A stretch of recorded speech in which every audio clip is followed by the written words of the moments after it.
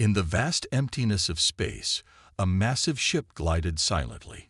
Its sleek, metallic surface gleamed under the light of distant stars. This was the Pride of Zorn, the flagship of the Galactic Empire's exploration fleet. On its bridge, tall, blue-skinned aliens with large, dark eyes moved about with purpose. Admiral Vex stood at the center, his six-fingered hands clasped behind his back. He stared at the main screen, where a small blue-green planet hung in the darkness. The thin smile stretched across his lipless mouth. "Another world for the Empire," he said, his voice a low rumble. "Scan it." The crew quickly obeyed. Lights flashed on consoles as they analyzed the planet below. A young officer turned to the admiral, excitement clear in his voice. "Sir, we've detected signs of civilization." But he paused, confused. "They seem primitive. No space travel capabilities. No energy weapons. Their technology is basic." Admiral Vex's smile widened. "Excellent. An easy conquest for the glory of the Empire." He turned to his communications officer. "Send word to the Emperor. We found a new world to add to our collection." As the message was sent, Vex allowed himself a moment of pride. The Galactic Empire had ruled the stars for 10,000 years. They had conquered 100 worlds, all more advanced than this one. This would be the easiest victory yet. Little did he know, the planet below was called Earth, and its inhabitants, humans, were anything but easy to conquer. On Earth, life went on as usual. People rushed to work in busy cities. Farmers tended their fields. Children played in parks. No one knew that high above, alien eyes watched their every move. In a top-secret military base, hidden deep in a mountain, General Sarah Chen stared at a computer screen. Strange signals had been detected in orbit. Her team of scientists and soldiers worked frantically to understand what was happening. "What do you think it is, General?" asked a young lieutenant. Chen's face was grim. "I think, Lieutenant, that we're not alone anymore." As if on cue, the screen lit up with new information. A massive object had appeared in orbit. It was like nothing they had ever seen before. "Alert the President," Chen ordered. "And may God help us all." In the Imperial Palace on the planet Zorn, Emperor Kraz reclined on his golden throne. His many advisors surrounded him, each trying to gain his favor. A hologram appeared before them, showing Admiral Vex's excited face. "My Emperor," Vex said, bowing low, "we have discovered a new world. Its inhabitants are primitive. They will fall easily before our might." Emperor Kraz leaned forward, his 7 eyes blinking in sequence. "Tell me more, Admiral." As Vex described Earth and its defenses, or lack thereof, the Emperor's advisors whispered excitedly. A new world meant new resources, new slaves, new glory for the Empire. "Very well," Kraz said when Vex finished. "Prepare the invasion fleet. We will add these humans to our empire." One advisor, older and wiser than the rest, spoke up. "My Emperor, perhaps we should study these humans more before we attack. History teaches us that underestimating an enemy can be dangerous." Kraz laughed, a sound like grinding rocks. "Advisor Zin, your caution is noted, but unnecessary. Look at them. They haven't even left their own planet. What threat could they possibly pose?" The other advisors joined in the Emperor's laughter. Only Zin remained silent, a worried look on his wrinkled face. As the laughter died down, Kraz stood. His voice boomed through the palace. "Let it be known, in one cycle of their planet, we will launch our invasion. The Galactic Empire will grow once more." Cheers erupted from the advisors. Servants rushed to spread the news. Soon, the entire empire would be preparing for war. But on Earth, blissfully unaware of the coming storm, humans went about their lives. They argued and loved, created and destroyed, dreamed and despaired. They had faced many challenges in their history, but nothing like what was coming. The clock was ticking. In just one Earth year, 2 civilizations would clash, and the galaxy would never be the same again. The year passed quickly. On Earth, governments around the world had been secretly preparing for the possibility of alien contact. Military bases buzzed with activity. Scientists worked day and night, trying to improve Earth's defenses. In New York City, the United Nations building was surrounded by protesters. Some held signs welcoming the aliens. Others demanded action to protect Earth. Inside, world leaders argued about what to do. U.S. President Maria Alvarez stood at the podium, her voice firm. We must stand united. If these aliens come in peace, we'll welcome them. If they come for war, we'll be ready. As she spoke, a murmur spread through the crowd. People pointed at the sky. The president looked up and gasped. A massive ship, larger than any building on Earth, had appeared above the city. Panic erupted in the streets. Cars crashed. People ran screaming. But in the UN building, everyone stood frozen, staring at the impossible sight. Suddenly, every screen in the city flickered to life.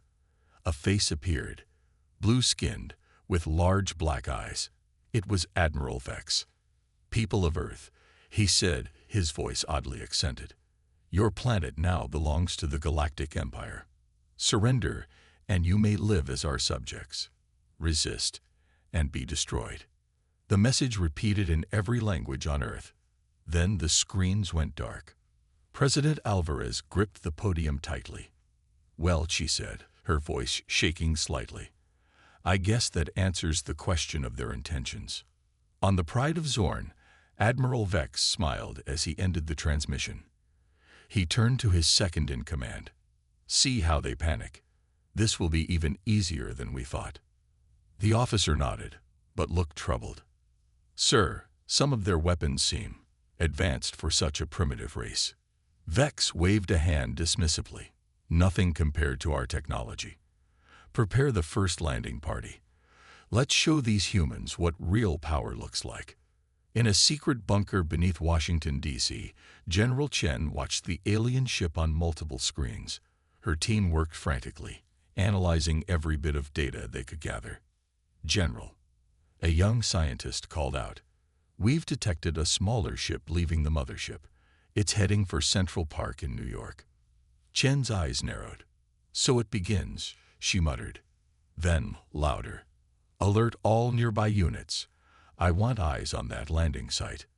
In Central Park, people ran in all directions as the alien shuttle descended. Trees bent in the wind from its engines. It landed in a clear area, steam hissing from its sides. A door opened, and out stepped Admiral Vex, flanked by armed guards. He looked around, sneering at the primitive surroundings. A brave news crew had stayed behind.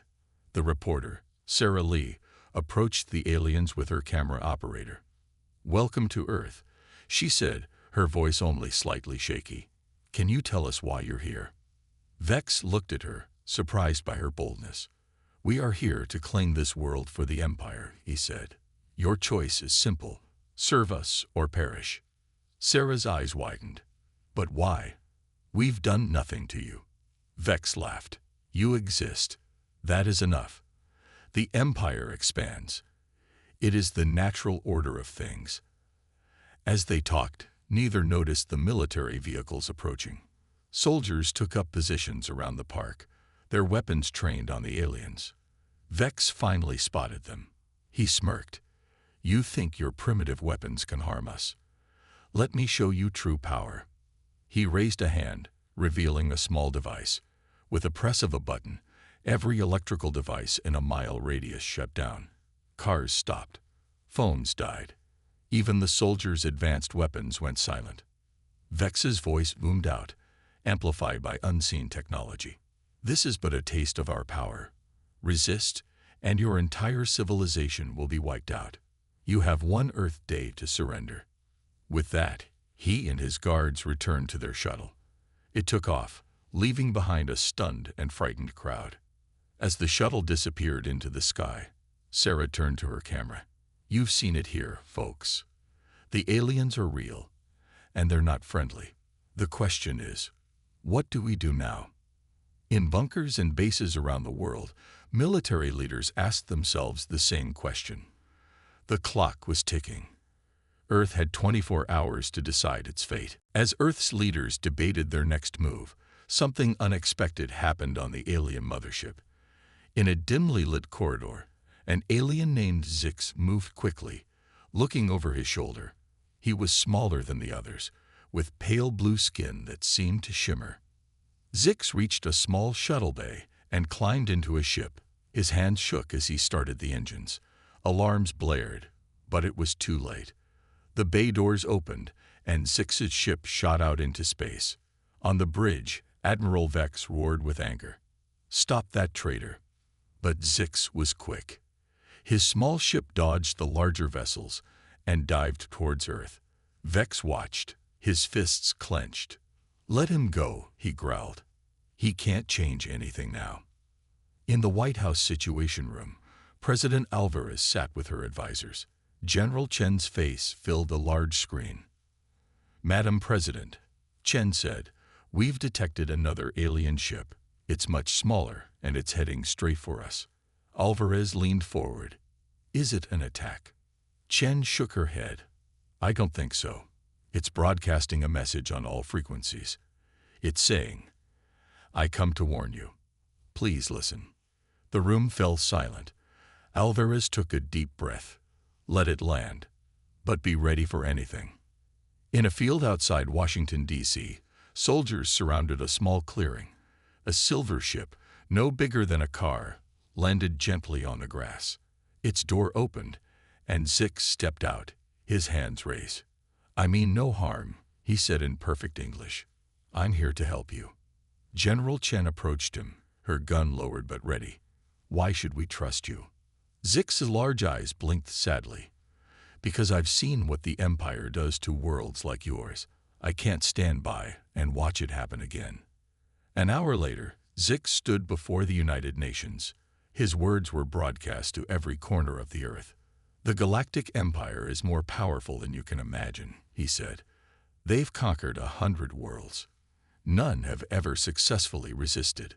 The room buzzed with worried whispers. Zix continued, his voice growing urgent. "You have only one chance. You must run. Hide. There are uninhabited planets where you might survive. But if you stay and fight, you will be destroyed." President Alvarez stood up.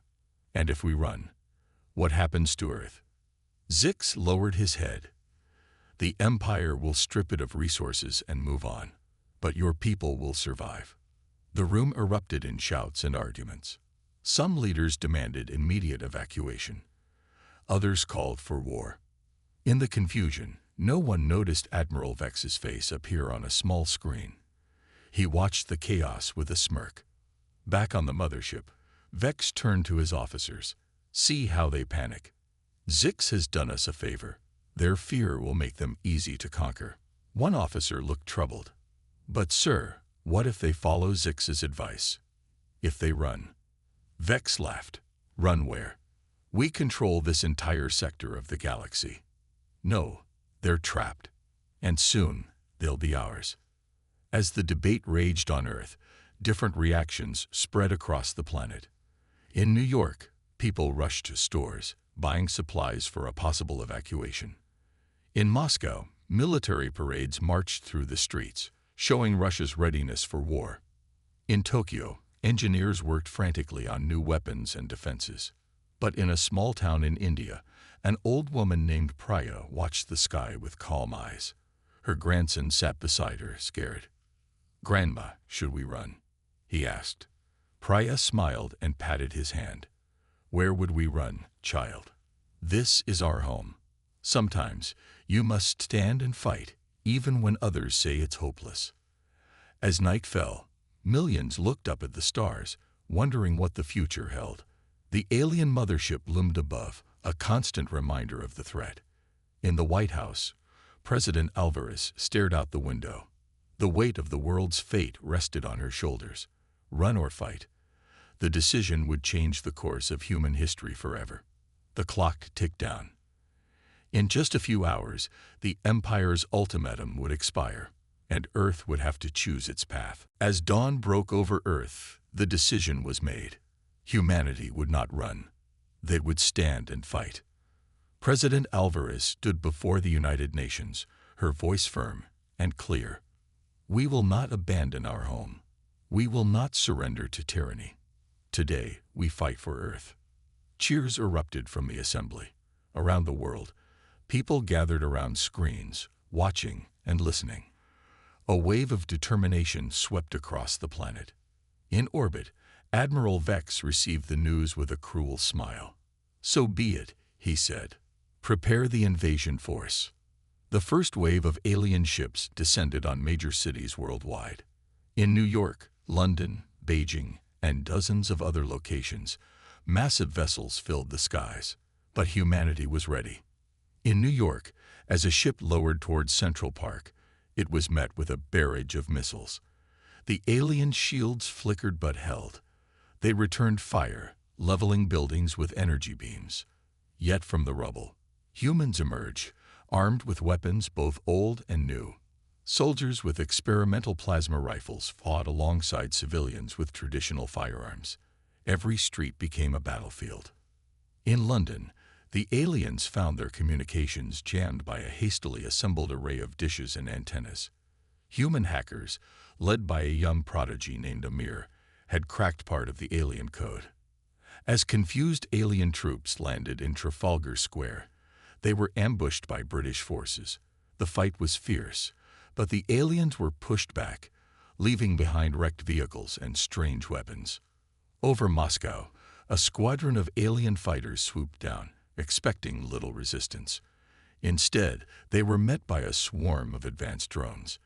Russian engineers had worked tirelessly, reverse engineering technology from the small alien ship they'd captured years ago. The sky lit up with explosions as human and alien craft dueled above the city.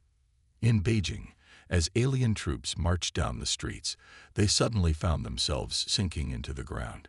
Chinese scientists had developed a special foam that looked like concrete, but turned to quicksand when activated. Whole squads of aliens were trapped, their advanced weapons useless. But it wasn't just the big cities that fought back. In small towns and rural areas, humans used their knowledge of the land to their advantage. In the Amazon rainforest, indigenous tribes led alien patrols into deadly traps. In the Australian outback, farmers turned their vast properties into minefields. In the Canadian Rockies, ski resorts became fortresses, with chairlifts repurposed to rain down explosives on alien physicians. On the Pride of Zorn, Admiral Vex watched the reports come in with growing disbelief. "How is this possible?" he roared. "They're savages, primitives." His second-in-command spoke hesitantly. "Sir, we're seeing tactics and technologies we didn't expect. They're adapting our own weapons against us." Vex slammed his fist on a console. "Impossible. No species has ever. Send in the Worldbreaker. Let's see them adapt to that." As the battle raged on Earth, a massive ship detached from the alien fleet. It was the Worldbreaker, a planet-destroying weapon the Empire used on particularly troublesome worlds. In the secret bunker, General Chen received the news with grim determination. "This is it, people. Operation Slingshot is a go." Around the world, hidden launchers activated. These weren't ordinary missiles. Each contained a miniature wormhole generator, technology reverse-engineered from the alien ship that had crashed decades ago. As the Worldbreaker charged its main cannon, a swarm of missiles rose from Earth. The alien ship easily swatted them aside, until the wormholes opened. Suddenly, the missiles were behind the Worldbreaker's shields, impacting directly on its hull. The massive ship shuddered, its charge interrupted. Explosions bloomed across its surface. On Earth, cheers erupted as people watched the Worldbreaker burn in the sky. It wasn't destroyed, but it was crippled, forced to retreat. For the first time, the Empire had failed to subdue a world on its first attempt. In the White House, President Alvarez allowed herself a small smile. "Send word to all commands," she said. "The Earth stands, and we will keep standing." As night fell again, the battles continued. But now, there was hope. Humanity had bloodied the Empire's nose. The war was far from over, but Earth had proven it wouldn't be an easy conquest. In orbit, Admiral Vex stared at the burning worldbreaker, his confidence shaken for the first time. These humans were unlike anything the Empire had faced before, and deep in his alien heart, a small seed of doubt began to grow. 3 months into the war, Earth was scared but unbroken. Humans had learned quickly, adapting alien technology to their needs. In a hidden lab beneath the ruins of MIT, Dr. Samantha Wong stared at a holographic display. "We've done it," she whispered, her eyes wide with excitement. "Team, come look at this." Scientists from around the world crowded around the display. What they saw changed everything. The key to the aliens faster than light travel. "With this," Samantha said, her voice trembling, "we can take the fight to them." In orbit, Admiral Vex paced on the bridge of his flagship. The campaign was taking too long. Supplies were running low. Worse, other conquered worlds were beginning to rebel, inspired by Earth's resistance. "We need a new strategy," Vex growled. "Prepare for a full-scale assault.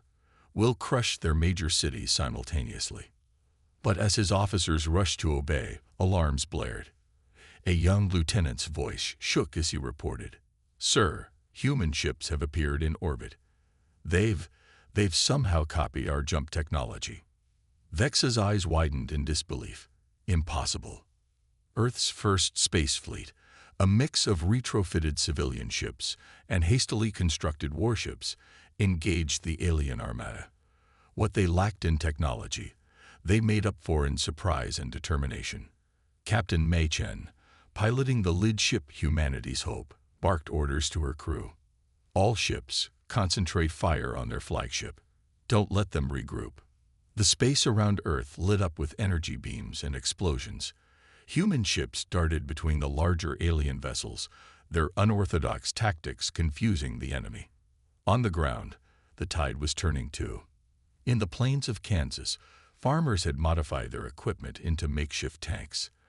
They now pushed back against alien ground forces, their wheat fields becoming an unlikely battleground. John Baker, driving a combine harvester outfitted with alien energy weapons, grinned as he mowed down enemy troops. "Ain't no crop I can't harvest," he yelled, his voice full of grim humor. In the mountains of Switzerland, scientists at CERN had repurposed the Large Hadron Collider. Dr. Hans Müller watched as the massive machine powered up. "Ready the gravity pulse," he commanded. As alien ships approached, thinking to destroy this strange human device, the pulse fired. The ships suddenly found themselves impossibly heavy, crashing into the mountains. Hans allowed himself a small smile. Newton's laws work on aliens too, it seems. But the real game changer came from an unexpected source. In a small village in Nigeria, a young girl named Adora had been watching the aliens closely. She noticed a pattern in their movements, a flaw in their tactics. Using a makeshift radio, she contacted the resistance. "They always attack in threes," she explained, "and they never look up. We can use this." Her observations spread quickly. Soon, human forces worldwide were setting traps, using the aliens' own predictability against them. In orbit, Vex's flagship rocked with explosions. "How?" he roared. "How are they beating us?" His second-in-command, looking at the tactical display, replied softly, "Sir, I think they're smarter than we thought. More adaptable. They're learning our weaknesses faster than we can learn theirs." Vex stared at the battle raging around his ship. For the first time in his long career, he felt fear. Back on Earth, in the White House Situation Room, President Alvarez listened to reports from around the world. A smile slowly spread across her face. "We're winning," she said, almost in disbelief. "We're actually winning." General Chen nodded, her usually stern face showing a hint of pride. "It's not over yet, Madam President. But yes, we've turned the tide." Alvarez stood, her voice firm.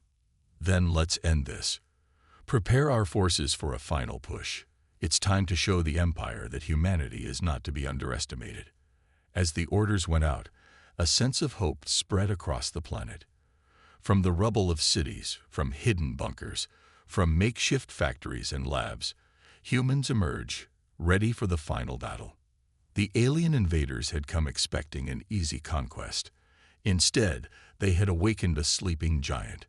Humanity, united as never before, prepared to show the galaxy why Earth was not a planet to be trifled with. The Empire was about to learn a harsh lesson. Never underestimate the human spirit. The space around Earth blazed with light as human and alien ships clashed. On the bridge of the Pride of Zorn, Admiral Vex watched in horror as another of his mighty warships exploded. "Impossible," he muttered, his blue skin pale with shock. "How can these primitives be defeating us?" His second-in-command, Commander Zark, approached cautiously. "Sir, our forces are in retreat across the planet. The humans, they've adapted our own weapons against us, and they fight with a ferocity we've never seen before." Vex slammed his fist on the control panel. "We are the Galactic Empire. We've conquered 100 worlds. We cannot be defeated by these humans." But even as he spoke, alarms blared. Zark's eyes widened as he read the incoming data. "Sir, human ships have broken through our defenses. They're heading for the homeworlds." For the first time in his long life, Admiral Vex felt true fear. On Earth, in a makeshift command center built in the ruins of Paris, President Alvarez stood with General Chen and Dr. Wong. They watched a holographic display showing the battle in space. "It's working," Dr. Wong said, her voice filled with awe. "Our reverse-engineered jump drives are allowing our ships to bypass their main defenses." General Chen nodded, her face grim but determined. "Phase 1 is complete. Now for Phase 2. President Alvarez took a deep breath. "Send the message." Across the galaxy, on planets long conquered by the Empire, a signal began to broadcast. It showed scenes from Earth, humans of all races and backgrounds fighting side by side, pushing back against the alien invaders. The message was simple: if we can fight, so can you. Rise up. The Empire is not invincible. On world after world, oppressed species who had long ago given up hope began to stir. Rebellions, dormant for generations, sparked to life. Back on the Pride of Zorn, Vex received reports of uprisings across the Empire. His tentacles trembled with rage and disbelief. "How dare they?" he roared. "Don't they know the price of rebellion?" But even as he prepared to order retribution, a new alarm sounded. Zark's voice was barely a whisper as he reported, "Sir, Earth ships have reached Zorn. They're demanding our surrender." The bridge fell silent. The unthinkable had happened. The heart of the Empire was under threat. In the lead ship of Earth's fleet, Captain Mei Chen stood tall. Behind her, the blue-green world of Zorn filled the view screen. "This is Captain Chen of the Earth Alliance," she broadcast. "Your forces are in retreat. Your conquered worlds are in rebellion. Surrender now, or face the consequences." She turned to her crew, a mix of humans and allies from other worlds, including the defector Zix. "Prepare the gravity pulse. If they refuse, we'll show them what happens when you underestimate humanity." On Earth, as news of the fleet's success spread, celebrations erupted. In the streets of New York, London, Beijing, and 1,000 other cities, people danced and cheered. In a small village in Nigeria, Yumhidora listened to the news on her repaired radio, a proud smile on her face. In the ruins of Kansas, John Baker sat on his battle-scarred harvester, tears of joy in his eyes. And in the command center in Paris, President Alvarez turned to her team. "We did it," she said, her voice thick with emotion. "We saved our world." General Chen allowed herself a small smile. "We did more than that, Madam President. We've changed the galaxy." Dr. Wong nodded in agreement. "The real work begins now. Rebuilding our world, establishing relations with other species, ensuring this never happens again." Alvarez looked at the holographic display, showing Earth ships surrounding the alien homeworld. "Yes," she said softly. "We've shown the galaxy what humanity is capable of. Now we need to show them who we truly are." As the sun set on a battered but unbroken Earth, a new era dawned. Humanity had faced its greatest challenge and emerged victorious. The Galactic Empire, once thought invincible, had learned a harsh lesson: never underestimate the human spirit. The stars, once a source of terror, now beckoned with promise. Humanity was ready to take its place among the galactic community, not as conquerors, but as defenders of freedom and hope. 5 years had passed since the war ended. Earth, once a solitary blue marble in the vastness of space, now stood at the center of a new galactic alliance. In the rebuilt United Nations headquarters in New York, representatives from 100 worlds gathered. Humans sat alongside former enemies and newfound allies. The room buzzed with a mix of languages and translator devices. President Alvarez, now serving as Earth's ambassador to the galaxy, took the podium. Her hair had grayed, but her eyes still shone with the same determination that had led humanity to victory. "Friends, allies, fellow sentients," she began. 5 years ago, we faced extinction. Today, we celebrate not just our survival, but a new era of cooperation and peace." The assembly erupted in applause. In the front row, Admiral Vex, now a prisoner of war turned peace advocate, nodded solemnly. Next to him sat Zix, the defector whose warning had given Earth a fighting chance. In orbit, the space station Unity neared completion. It was a marvel of engineering, combining technology from dozens of worlds. Captain Mei Chen, now Admiral Chen, oversaw the final touches from her ship. "It's beautiful," she murmured, watching as shuttles from various species docked at the station. Her first officer, a young alien from a world once oppressed by the Empire, smiled. "It's more than that, Admiral. It's a symbol of what we can achieve together." On Earth, the scars of war were fading. In Central Park, where alien ships had once landed, a new monument stood. It was a simple globe, with the words "We Stand United" in 100 languages spiraling around it. John Baker, the Kansas farmer turned war hero, visited the monument with his grandchildren. "You see that?" he told them, pointing at the globe. "That's what we fought for. Not just our world, but a better galaxy for all." In Lagos, Nigeria, Adora stood before a class of eager students. At just 18, she had become one of Earth's leading experts on alien psychology and tactics. "The key to our victory," she explained, "wasn't just technology. It was understanding. We learned to see from new perspectives, to think in ways we never had before." Her students, a mix of humans and young aliens, listened intently. They represented the first generation to grow up in this new interconnected galaxy. Deep in the Swiss mountains, the facility once known as CERN had transformed. Dr. Hans Müller now led an international team developing faster-than-light travel technology. With this, he announced to a group of visiting dignitaries, "We'll be able to reach the farthest corners of the galaxy in days, not years." Imagine the possibilities for exploration, for cooperation. Even the former empire was changing. On Zorn, a new government had formed, one dedicated to making amends for centuries of conquest. Former Admiral Vex, under heavy guard, addressed the Zorn Council. "We were wrong," he said, his voice heavy with regret. "We saw the galaxy as something to be conquered.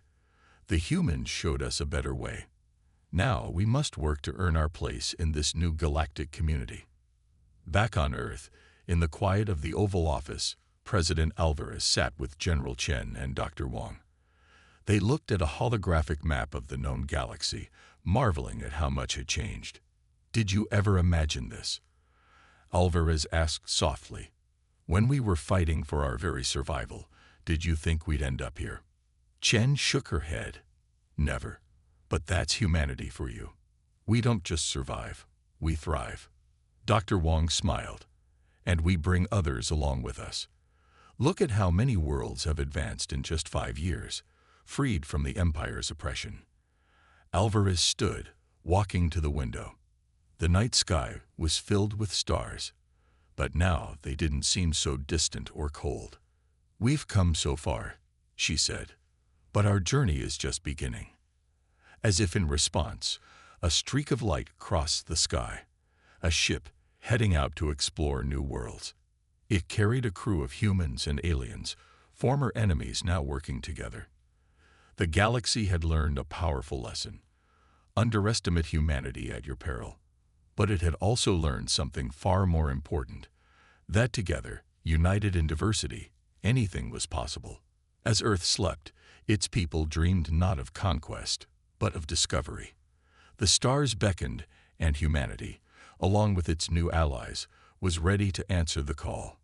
The future, vast and bright, awaited.